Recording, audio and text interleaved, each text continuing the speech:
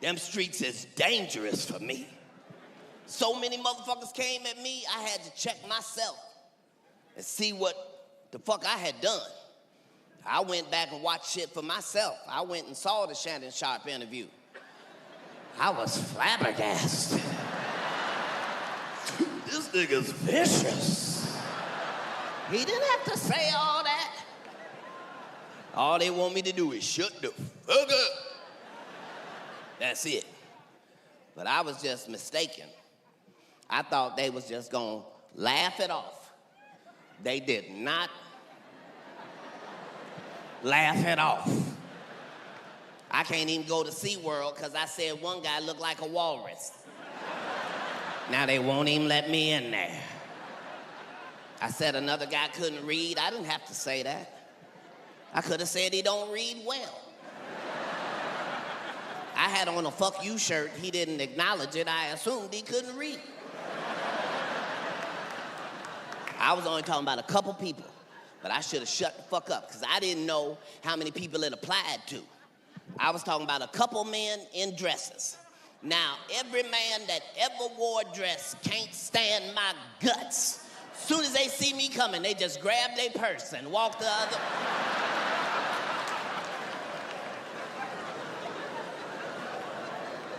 This shit cost me. Everybody turned against me. Even 50 Cent turned against me. You don't want him as an enemy. But I couldn't be shook, because I remembered I never done nothing to him in my life. Then I got offended. Wait a minute, motherfucker. You got a head like a square. You would cross me?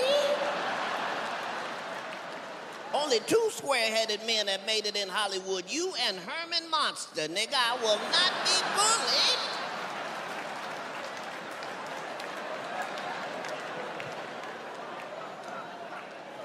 But they came after you, boy. I thought they misunderstood my job. My job is see something, say something. That's my motherfucking job. They always taking my shit out of context. A lot of the times I be concerned. They act like I was talking shit about a comedy legend of ours. I wasn't talking shit, I was fucking concerned. The man said he did not have a stroke, and then that should have been the end of it. And instead, they made this nigga do 32 interviews. In every interview, he is showing every symptom of a stroke. Ain't nobody saying shit. They just, come on out. Different strokes it takes, different strokes it takes, different strokes to move the world.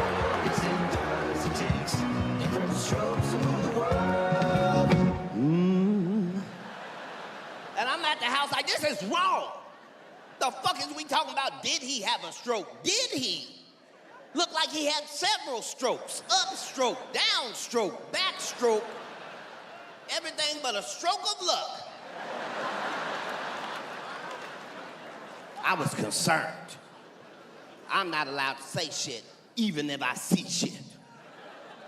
Because Hollywood is too motherfucking strong. They want you to make it, you gonna make it. They don't give a fuck.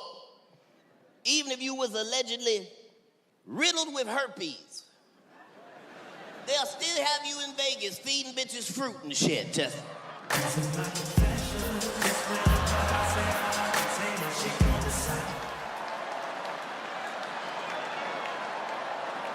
I done said too much. I get it. Ain't nobody finna say shit. All our women coming back from Vegas with 2 bumps on their lip don't wanna fuck. Fuck it.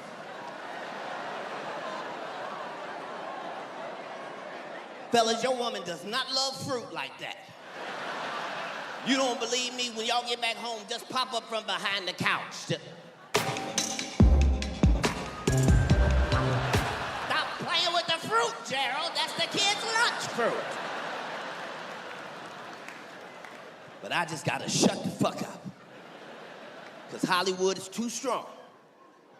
They play by their own rules. They don't play by my rules.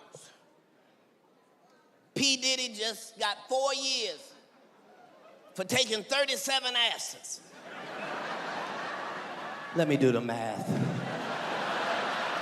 Took 37 asses.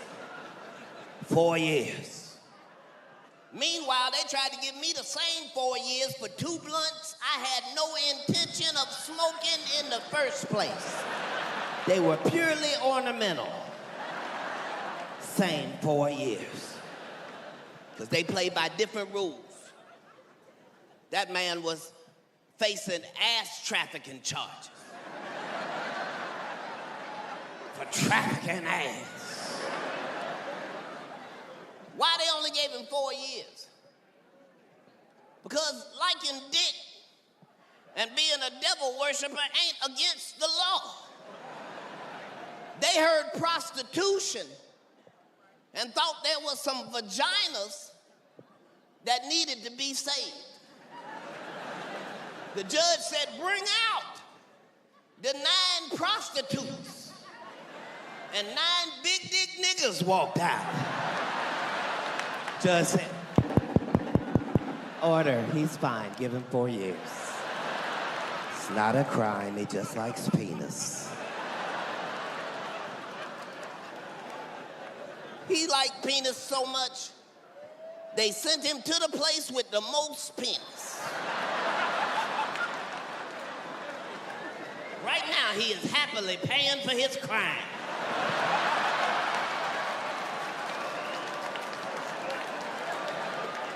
I'm not gonna be scared for 4 years. P. Diddy got his lawyers lying. He's gonna be a changed man when he come out. Is he? Yes, he started Good Boy Records and everything. He's not saying take that, he's saying give back, give back. That's the last thing I'm gonna say. I ain't talking about shit else. Just know sometimes my heart be in the motherfucking right place and I just get tricked. Sometimes I believe shit that ain't right. Like I thought Mike Tyson was gonna whoop the shit out that young white gentleman. I believed that shit. I had a party, invited my ancestors over and everything. Had chips and dip and unnecessary regalia. I just want to see Mike Tyson, the beast, the monster, in the motherfucking ring again. I knew early in the evening something was wrong. I had to put my blunt out for only the 4th time without the police's presence. I looked up, Mike had his whole ass out. I said, pay-per-view, not only fans, bitch. You don't have my consent to show me this.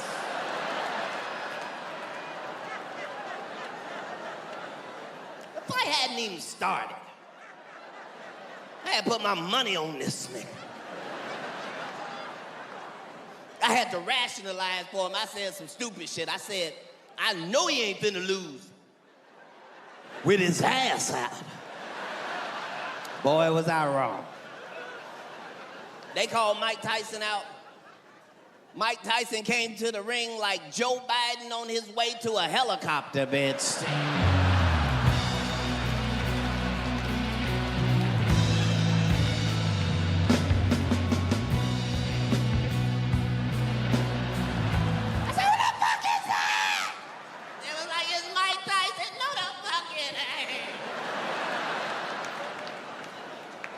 Looked like he was fighting gravity. But that's the new thing about the world we live in. You can take the pressure off yourself. Just do the best job you can possibly do. Because you either gonna win spectacular or you gonna lose spectacular. Your job is just make sure it's spectacular. And you can take a spectacular L. Kamala Harris showed us that shit. She took a L like a champ. We ain't never seen no shit like that. They tried to act like nobody voted for Kamala. They put up the map, the whole map was red. Even the people that voted for her was red. They showed her house. It was 50-50. It ain't but two of y'all in there. They tried to blame everybody. They blamed black men. It was not our fault. Blame anybody else. No Indians voted for her at all. Even women that wanted an abortion said, I guess I'll just have to figure something out. They said she didn't have enough electoral college votes to graduate. At one point in the election, Katt Williams had more votes.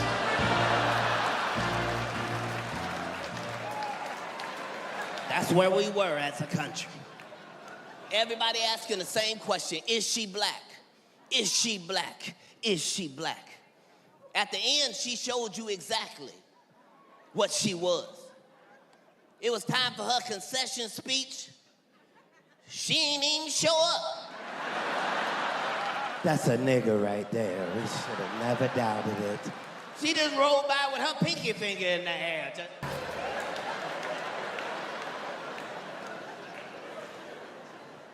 But that's the best part about America.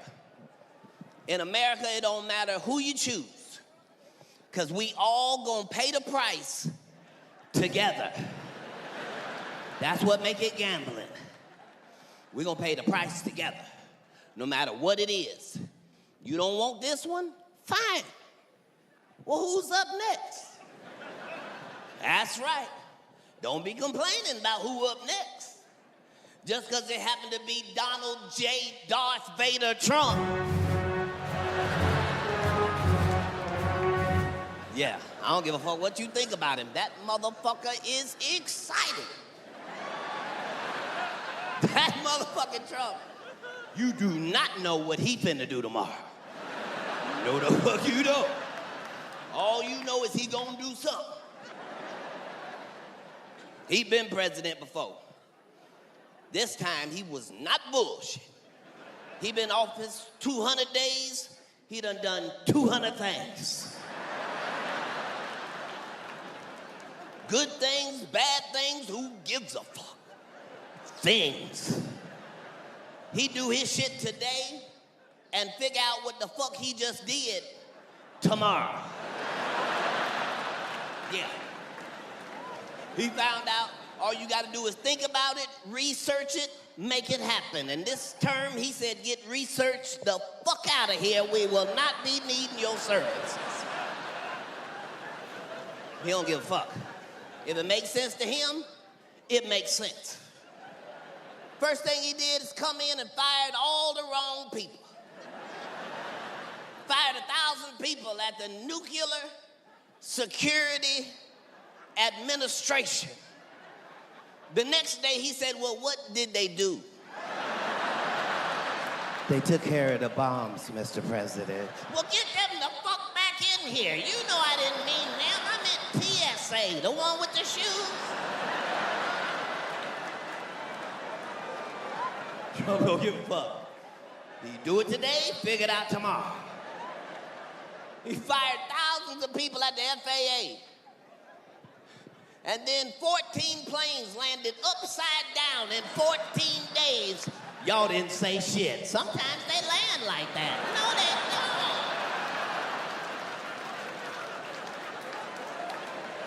don't. If it makes sense to him, it makes sense. He don't think like everybody else. They told him only 28% of our 8th graders can read. He said, who gave the test?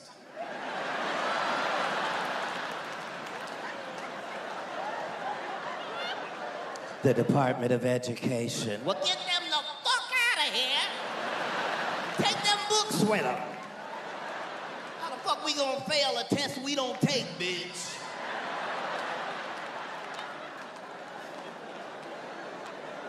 Ain't nobody funnier than this guy. You ever watch somebody and just know, deep in your bones, that they are telling the truth? Not a polished truth, not a safe truth, but the kind of truth that makes people in power nervous. The kind of truth that gets you uninvited from parties. The kind of truth that follows you around like a shadow because you refuse to lie. That's how I feel every single time I watch anything with Katt Williams in it. Every time. I'm sitting here, late night again, cup of tea gone cold because I got distracted. And I've fallen into another one of those video holes. This one is titled Katt Williams. Just his name. That's all it needs. Because his name is not just a name anymore. It's a warning. It's a promise. It's a prayer. It's a court case. It's a comeback. It's everything. So let me just settle in and tell you what goes through my mind when I watch this man. Because it's a lot. It's 30 minutes worth of a lot. Maybe more. First thing you notice about Katt Williams is his size. He's small. He's tiny. He looks like he should be selling newspapers on a street corner in 1920. And then he opens his mouth. And suddenly, he's 10 feet tall. Suddenly, he's the biggest person in the room. Suddenly you forget he's 5'5", because his presence is so enormous, it blocks out the sun. That's power. That's real power. Not the kind they give you, the kind you take. I remember the first time I saw him. It was on an old comedy special, Pimp Chronicles, I think. And he walked out on stage in a fur coat and a hat that looked like it cost more than my rent. And he just stood there. Didn't say anything for a beat too long. Let the audience look at him. Let them wonder. And then he said, "I'm Katt Williams, and I'm here to save your life." And I laughed, but I also believed him. He makes you believe. He started talking about pimps. Not real pimps, not exactly, but the idea of a pimp. The hat, the coat, the cane. The way of moving through the world like you own it, even when you don't. And then he flipped it. He said a pimp is just a man who figured out that his word is his bond, that his reputation is everything, that if you say you're going to do something, you do it. And suddenly, he wasn't talking about pimps anymore. He was talking about integrity. He was talking about being a man. He was talking about showing up. And the whole audience was nodding along like they were in church. That's what Katt does. He starts in one place and ends in another, and you don't even notice the journey until you're already there. He's a magician, but instead of pulling a rabbit out of a hat, he pulls the truth out of a joke. And sometimes the truth hurts. Sometimes the truth makes you mad. Sometimes the truth makes you look at yourself in a way you didn't ask for. But he gives it to you anyway, because that's the deal. You came to laugh. He's going to make you think first. Let me tell you about the energy. The energy of a Katt Williams show is unlike anything else. It's not a comedy show. It's a revival. It's a rally. It's a therapy session with 3,000 witnesses. He paces back and forth on that stage like a caged animal. He jumps. He spins. He points at people in the front row. He drops to his knees. He screams. He whispers. He does things with his face that shouldn't be possible. 1 second he's grinning like a child. The next second his eyes go dark, and you feel like you've done something wrong. And the voice. Oh, the voice. High and raspy and sharp like a blade. He can go from a squeak to a roar in half a second. He can imitate anyone. A white woman at a PTA meeting. A drug dealer on the corner. A preacher on Sunday morning. A cop pulling you over for no reason. He becomes them. He doesn't just tell you what they said. He shows you who they are. And you laugh because it's funny. And then you stop laughing because it's true. I've been watching this video for a while now. It's a compilation of his best moments, clips from different specials, different interviews, different years, and I can see the change in him over time. Early Katt is hungry. He's fast. He's sharp. He's got something to prove. Later Katt is tired. He's been through things. He's been arrested. He's been sued. He's been called crazy. He's been written off. And then he came back. Again and again and again, because that's what he does. He gets knocked down and he gets back up. And he's angry about it. But he's also grateful. It's a strange mix. Bitterness and gratitude, all tangled together. There's a clip from an interview he did years ago. I can't remember who with. Some late-night show. And the host asks him about all the legal trouble, all the arrests, all the headlines. And Katt just looks at him, doesn't flinch, and says, "You ever been so tired of being misunderstood that you just stopped explaining?" The host didn't know what to say, neither did the audience, and Katt just smiled that smile of his, the one that says, "I've seen things you wouldn't believe, and I'm still here." That's the thing about Katt Williams. He's been through war. Real war. The kind that doesn't make the news. The kind that happens inside your own head. He's talked about being sexually abused as a child. He's talked about being homeless. He's talked about losing everything more than once. And he doesn't use those stories for sympathy. He uses them for armor. He puts them on stage and says, "You think you've had a hard life? Sit down. Let me tell you about hard." And yet he makes you laugh. That's the miracle of it. He takes the darkest parts of his life and he turns them into diamonds. Not polished diamonds, rough ones, ones that still have dirt on them. But diamonds all the same. You watch him talk about being broke, about being addicted, about being betrayed, and you laugh until your stomach hurts. And then you go quiet, because you realize he's not just telling you his story, he's telling you yours. I have to talk about his mind, because his mind is a strange and beautiful thing. He thinks in spirals. He starts on one topic, veers off into another, comes back around, takes a left turn, ends up somewhere you never expected. And somehow it all makes sense. Somehow every tangent is connected. He's not rambling. He's weaving.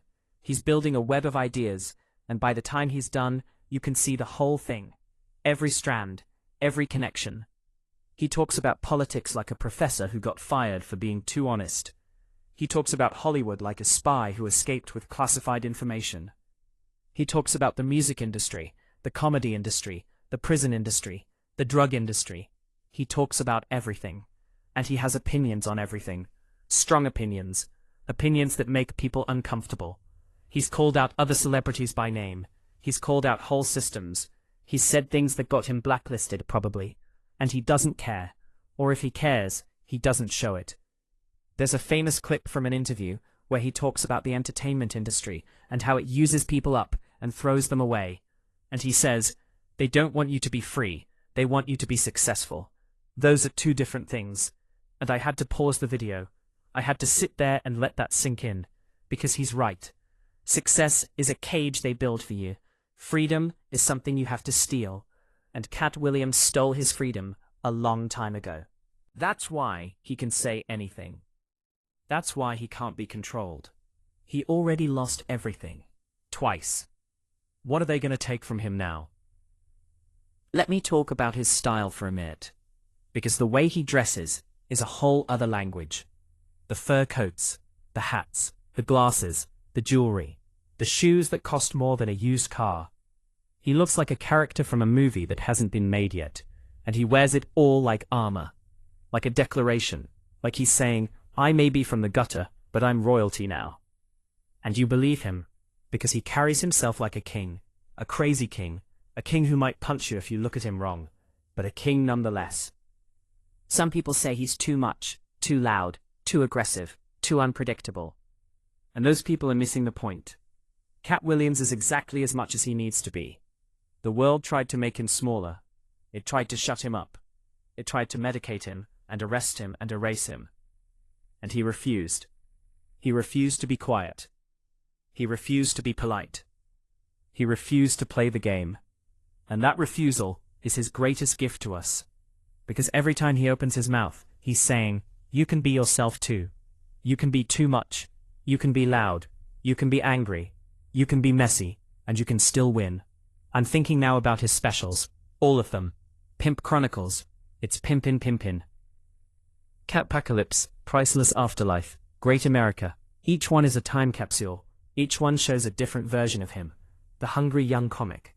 The angry middle-aged man. The weary survivor. The joyful warrior. He's been all of them. Sometimes in the same year. And the crowds love him in a way that's almost religious. They scream his name. They hold up phones. They laugh at everything he says. Even the parts that aren't jokes. Because they're not there for the jokes. They're there for him. They're there to be in the presence of someone who tells the truth when everyone else is lying. Someone who says what they're all thinking, but are too scared to say. Someone who makes them feel seen. I've seen videos of his shows where he stops in the middle of a set because someone in the audience is crying. Not from laughter, from emotion, from recognition, and he talks to them. He says, it's okay, you're okay, I see you. And then he keeps going. That's not a comedian. That's a healer. That's a shaman in a fur coat and a diamond chain. But he's also human. He's made mistakes. He's been arrested. He's had public meltdowns. He's said things that were hurtful. He's had feuds with other comedians. He's been accused of things. And I'm not here to pretend he's perfect. He's not. He's messy. He's complicated. He's difficult. He's probably a nightmare to work with, but that's also why we love him. Because he's not sanitized. He's not packaged for mass consumption. He's raw. He's real. He's bleeding on the stage and calling it a punchline. There's a long interview he did not too long ago, hours long, and in it he talks about everything. His childhood, his faith, his kids, his failures, his comebacks. And at one point he gets very quiet. And he says, I know people think I'm crazy, but crazy is what happens when you see the world clearly and nobody else does. And that's Katt Williams in a nutshell. He sees clearly. He sees the lies. He sees the manipulations. He sees who's really running things and who's just a puppet. And he can't unsee it, and he won't pretend he didn't see it, because that's easier than listening. I'm near the end of this video now. The compilation is winding down. They're showing clips from his more recent stuff. He's older, he's grayer, he moves a little slower. But his eyes are still sharp. His mind is still a wildfire, and he's still saying things that make people uncomfortable. He's still calling out names. He's still refusing to bow. And I find myself smiling, because he's still here. After everything. After the arrests and the lawsuits and the breakdowns and the cancellations, he's still here, standing on a stage, wearing something ridiculous. Telling the truth. That's Katt Williams. That's the video. That's the commentary. That's the 30 minutes I just spent thinking about a man I've never met, but feel like I know. Because he's been in my living room for years, on my screen, in my ears, making me laugh, making me cry, making me think, making me brave. And I'll keep watching. I'll keep coming back. Because every time I do, I learn something new. About him, about the world, about myself, about what it means to be a person who refuses to shut up. So if you're watching this video too, the one with his name on it, just remember, you're not watching a comedian. You're watching a survivor. You're watching a prophet in platform shoes. You're watching someone who decided a long time ago that being real was more important than being rich. That being free was more important than being famous.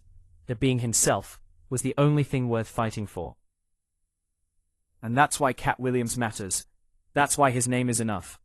That's why I'll be back here again tomorrow, watching another clip, laughing at another joke, crying at another truth. Because Katt Williams isn't just a comedian. He's a mirror.